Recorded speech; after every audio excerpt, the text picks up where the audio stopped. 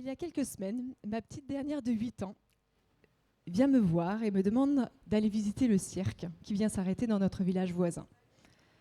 Mon cœur est un peu serré et je ne peux pas lui faire une réponse immédiate. Sont-ils des circassiens, des acrobates ou sont-ils des dresseurs d'animaux? Les photos que je trouve rapidement sur le net me montrent des lamas, des chameaux et des lions. Ma réponse est immédiate et je m'oppose à cette visite. Ce sont des circassiens qui travaillent avec les animaux. Kitri est déçue, mais elle ne se démonte pas et elle me tacle. Mais nous aussi, maman, on travaille avec les animaux. Oui, je dirige un centre équestre et je travaille avec mes animaux. Me voilà presque excitée, parce que oui, j'aime les failles, j'aime les erreurs, je les considère comme des opportunités d'apprentissage. Et je suis excitée de cette nouvelle opportunité qui s'offre à moi. Oui, les dresseurs d'animaux dans les cirques, ils les aiment profondément. Je crois qu'ils les considèrent presque comme leur famille. Malheureusement, ils ne peuvent pas leur donner des conditions de vie idéales, confortables, sous leur chapiteau ambulant. Comme me le rappelle ma fille, donc oui, je travaille avec des animaux, je travaille avec mes poneys et avec mes chevaux. Mais qu'est-ce que c'est que le travail ? Le travail, c'est une relation.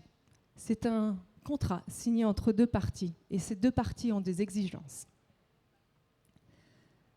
Dans le monde des humains, on cherche du confort. On cherche des aménagements de salles, des aménagements d'horaires, des équipements ergonomiques, des interactions entre les équipes. Lors du confinement, les entreprises ont bien vu que l'isoler des collaborateurs avait un impact négatif sur leur production et leurs services. Alors oui, le travail n'est pas individuel, il est pluriel et il repose sur cette relation.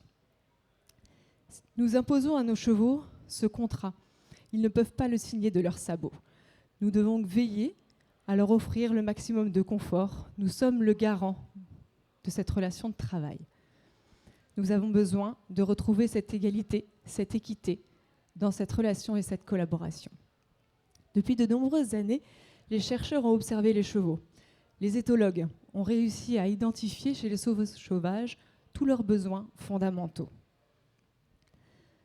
Ces mêmes scientifiques vont nous rappeler que la condition en vie sauvage, les conditions de vie sauvage sont parfois difficiles. Je suis très reliée à l'Islande car j'ai beaucoup de chevaux islandais et je pense souvent à ces hivers très froids, polaires, qui sont presque douloureux pour ces chevaux vieillissants ou les plus fragiles. Oui, l'état sauvage n'est pas forcément idéal, ni confortable pour le cheval. Nous avons domestiqué notre cheval depuis plus de 6000 ans. Nous lui devons du confort. C'est à nous de veiller, acteurs principaux de nos centres équestres, à nous de veiller à leur confort pour qu'ils puissent contribuer à cette relation de travail. Le bien-être du cheval repose sur son état mental et physique. Hommes et chevaux sont des animaux. Et ils ont finalement des besoins bien similaires, même s'ils sont différents. On va s'amuser quelques instants et nous allons regarder une chaîne toute spéciale. C'est la chaîne Télé-Cannelle. Télé-Cannelle, elle est diffusée uniquement dans mon centre équestre. Cannelle, c'est une ponette de 38 ans. 38 ans. Elle a toutes ses dents ou presque, non, il lui en manque beaucoup. C'est un poney de type Shetland. Et cette ponette, qui a perdu son œil gauche il y a désormais 2 ans, entend encore très bien. Elle a une toison et un changement de poil qui fonctionnent encore très bien. Une locomotion parfaite, ce qui est assez improbable pour son âge. Télé-Cannelle demande parfois quelques soins. Elle demande pourtant d'autres soins, parce qu'elle ne peut plus manger le foin sec distribué à volonté dans nos troupeaux. Alors le matin, elle vient cogner à la porte du pré et elle nous demande de la liberté. Télé-Cannelle déambule toute la journée sous nos fenêtres. Et elle nous enseigne par cette liberté tous les besoins fondamentaux des chevaux. Elle va illustrer le budget de temps d'un cheval à l'état sauvage, puisqu'elle a cette liberté, et elle va nous l'enseigner en temps réel. Les besoins fondamentaux, bouger, manger, interagir, dormir. Je vous l'ai dit, ils sont assez similaires à ceux des hommes. Bouger, manger. Cannelle dispose d'un seau d'orge aplati, vieillesse oblige. Elle a un seau d'eau fraîche un petit peu plus loin et elle va déambuler sur la pelouse de notre jardin pour glaner de l'herbe tendre qu'elle peut mâcher plus facilement. Elle va aussi faire les bas-côtés et glaner quelques pissenlits. Grâce à ces petites routines, elle fait des kilomètres toute la journée. Elle va mastiquer des petites quantités toute la journée. Elle va user ses sabots de manière régulière. Elle ne voit jamais le maréchal Ferrand. Elle va pouvoir créer du mouvement qui va aider sa digestion et en mastiquant régulièrement, produire de la salive qui lui permet également de contribuer à une bonne digestion de ce système. Je crois que tous mes cavaliers connaissent ma question piège. Un cheval marche-t-il pour manger ou mange-t-il pour marcher ? Oui, il doit bouger, il doit manger, il fait les deux en permanence. C'est le secret du cheval. Deuxième besoin, c'est jouer. Jouer, le cheval va passer 10 à 20% de son temps à jouer, à interagir avec ses congénères. Alors Cannelle, comme tous les chevaux, ce sont des êtres sociaux. Elle se balade en liberté et en solo toute la journée, mais elle ne peut renoncer à rentrer dans son troupeau pour la nuit, parce qu'ensemble, ils sont plus forts. Ils sont plus forts pour affronter des intempéries, pour affronter le froid, la pluie. La vie n'est pas individuelle, elle est plurielle. Le cheval propose aussi 10 à 20% de son temps pour se reposer. Il a besoin de dormir. Il peut se reposer debout ou couché à tout moment de la journée. Cannelle, elle, fait des pauses régulières, parfois sous le soleil, parfois sous la pluie ou parfois à l'abri. C'est elle qui choisit. Car c'est le plus grand confort qu'on peut offrir à nos chevaux, c'est de leur laisser le choix. Il y a plus de 20 ans, la FFE a introduit du travail à pied et également des notions théoriques sur les besoins fondamentaux des chevaux. Tout ça, c'est dans les galops fédéraux. Nous sommes enseignants d'équitation, nous sommes les acteurs principaux des centres équestres. C'est à nous de transmettre ces savoirs. Notre travail réside dans fonder une relation entre le cavalier et le cheval, entre ces humains qui sont curieux de cet animal, curieux de cette puissance et cette douceur, curieux car ils sont bercés depuis leur tendre enfance. Alors pour tous les chevaux de club qui ne sont pas sur Télécannelle, nous devons garder cette vigilance et nous devons nous engager à leur offrir du confort et à combattre quelques idées reçues. Et dépasser des idées reçues, ça demande du temps. C'est souvent un engagement à moyen terme, voire à long terme. C'est un petit peu comme le bonjour, au revoir, merci chez nos tout petits. Cela prend du temps. Comme les éthologues, les scientifiques nous ont également observé, nous les humains. Ils ont observé la performance et la multiplicité de nos canaux d'apprentissage. Alors faisons ensemble un petit bout de chemin sur les voies de l'éducation pour relever la conscience de nos cavaliers. Je vous propose de faire un petit exercice avec moi, ça prend quelques instants. Vous allez prendre votre pouce et votre index. Vous allez pouvoir faire le cercle le plus parfait possible. Avec ce cercle, vous allez pouvoir monter votre main, la baisser, la bande sur le côté et faire des ronds. Puis vous allez le poser sur votre joue.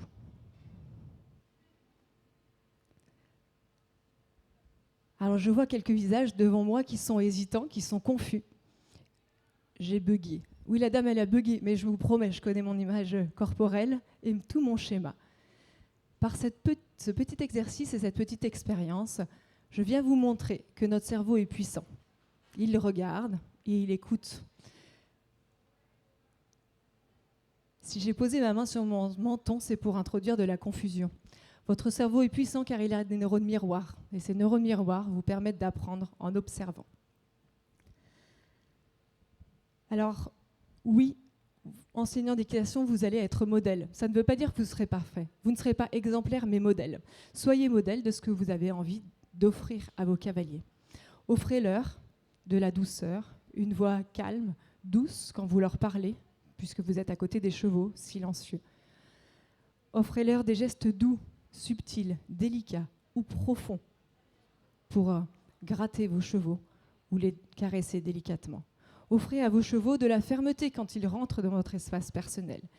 Et valorisez le temps, car c'est la clé de votre enseignement. Retenez aussi cette petite ritournelle. Dis-moi, j'oublie. Enseigne-moi, je me souviens. Implique-moi, j'apprends. Impliquez votre cavalier. Appliquez-le. Promenez-vous dans ce parcours sensoriel. Regardez. Regardez les interactions, les jeux, les scènes de combat ou de jeu un petit peu plus fort entre les chevaux. Regardez les oreilles qui se baladent sur le côté, vers l'avant, vers l'arrière. Regardez celles qui sont plaquées en arrière, menaçantes pour garder l'autre à distance. Observez les bassines de terre où les chevaux se roulent. Observez les cailloux plus rugueux pour les autres chevaux qui préfèrent des gratouilles un peu plus profondes. Écoutez. Les films veulent nous faire croire que les chevaux sont bruyants, qu'ils hennissent tout le temps. Mais ce sont des animaux du silence. Tout homme de cheval vous dira qu'une écurie qui va bien est une écurie qui est silencieuse. Cet animal, calme, dispose de peu de sons. D'ailleurs, il ne peut crier sa douleur ou sa peine. C'est à nous de prêter une oreille fine et attentive et d'interpréter un petit appel de contact, des appels longs et sonores pour appeler un copain qui est un petit peu plus loin. Et enfin, des couinements ou des ronflements pour se donner de la contenance ou de la prestance. Écoutons. Touchez. Invitez vos cavaliers à toucher, à plonger leurs doigts dans une toison d'hiver. Ils comprendront alors comment le cheval peut lutter contre les intempéries, contre le froid, contre la chaleur, contre la pluie. La zone de confort de l'homme se situe autour de 25 degrés. Au-delà, il dépensera de l'énergie. Celle du cheval se situe entre 5 et 27 degrés. Cela nous fait comprendre qu'il lui suffit d'un abri ou d'une alimentation supplémentaire pour compenser son environnement et pour s'y adapter. Touchez encore. Invitez d'autres cavaliers à saisir un crin, un seul crin, et à le laisser glisser sur le garrot de son cheval. Il verra alors l'hypersensibilité de la peau et tous les muscles possiers s'activer. Il comprendra alors qu'au lieu de taper sur l'encolure, il pourra le caresser ou le gratouiller. Cette balade sensorielle, kinesthésique, auditive, visuelle, sans oublier les neurones miroirs, vous permettent de mieux connaître, de mieux se connaître et de mieux connaître l'autre, le juste, le bien et le confortable pour chacun. Puisque les enseignants d'équitation sont plus que des techniciens, puisque leur mission, c'est de faire relationner ce cheval et cet humain. Alors, ils doivent transmettre de véritables compétences de vie, du discernement, de la prise de recul pour exercer leur propre jugement et de l'empathie avec autrui. Alors, ouvrons leur regard sur l'autre, le cheval. Quand j'enseigne à mes petits cavaliers, je vois et je rêve d'adultes qui cautionnent des sorties équestres respectueuses du cheval, parce qu'ils auront appris à le connaître. Je ne suis pas sûre qu'ils auront retenu les contre-changements de main ou les épaules en dedans. Mais prenons le temps, car c'est la clé du présent. La réflexion éthique porte sur les conceptions du bien, du juste et de l'accomplissement humain. C'est une réflexion sur ce qui motive notre action. Je suis convaincue que le cheval continuera de travailler à nos côtés si nous parvenons à équilibrer notre collaboration. De cheval de guerre, il deviendra un véritable partenaire. Albert Camus nous disait que la vraie générosité au présent et la vraie générosité envers l'avenir, c'est de tout donner au présent. Alors oui, éduquons des cavaliers, élevons leur conscience. Je vous souhaite à tous, enseignants d'équitation, de reprendre les rênes de votre métier et de mettre de l'éducation au cœur de l'équitation. Merci beaucoup.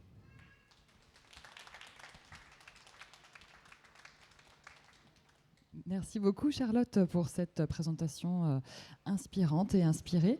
On le rappelle, vous êtes la fondatrice donc, des écuries d'Air Pur. Alors, on a du monde ce matin qui vous écoutait dans l'audience. Est-ce que parmi ce public, il y a des questions que vous souhaitez poser maintenant pour pouvoir continuer cet échange? S'il y a une question, il y a un micro juste derrière toi, regarde. Trop timide ce matin? Alors, évidemment, on peut vous retrouver sur les réseaux sociaux si on veut échanger avec vous et puis en savoir plus sur cette thématique, notamment Facebook et Instagram, et puis sur le site internet. Ah, il y a une question quand même. On vous écoute. Le micro. Moi, je voulais savoir si vous faisiez un peu d'équipe coaching vers les entreprises. Oui, on accueille tout public dans nos écuries et bien sûr, le but, c'est de mettre le cheval au service de l'homme et de créer cette relation avec tous les publics. Oui, bien sûr. Et comment ça fonctionne? Est-ce que vous pouvez nous en dire un petit peu plus? Oui, alors, comme je vous l'ai indiqué, c'est des premiers temps où on va vraiment observer la vie des chevaux dans les prés. On va observer comment ils interagissent, quels sont les besoins, écouter ce silence qui est très impressionnant et très inspirant. Par la suite, on va aller chercher un cheval qui vient à nous. Souvent, on les choisit dans les prés en équi-coaching parce que cette relation, elle est immédiate et très belle à vivre. Et puis par la suite, on va faire quelques exercices à pied, s'apercevoir que notre intention et notre présence corporelle va aider le cheval, va nous aider à le guider et on va instaurer cette relation de partenaire. Ça nous donne beaucoup de force parce que c'est un animal qui est puissant, qui fait 300-400 kilos pour les petits chevaux que nous avons à la maison. Et quand on est guide de quelqu'un de 300-400 kilos, ça nous rend très fort. Et c'est à la fois une relation très calme et très douce. Ça nous remet en lien avec nos collaborateurs, avec une force dans le management de pouvoir créer du lien avec cette douceur tout en ayant de la présence. Merci beaucoup. Est-ce qu'il y a une question supplémentaire? Alors, on va donc renvoyer vers le site des écuries d'air pur, écuries-d'air-pur.com, tout simplement. Tout simplement. Et merci beaucoup encore pour cette présentation. Merci à vous. Bonne journée. Merci. On retrouve donc tous les talks du Salon du Cheval 2022 sur la partie We Are Green de notre site internet.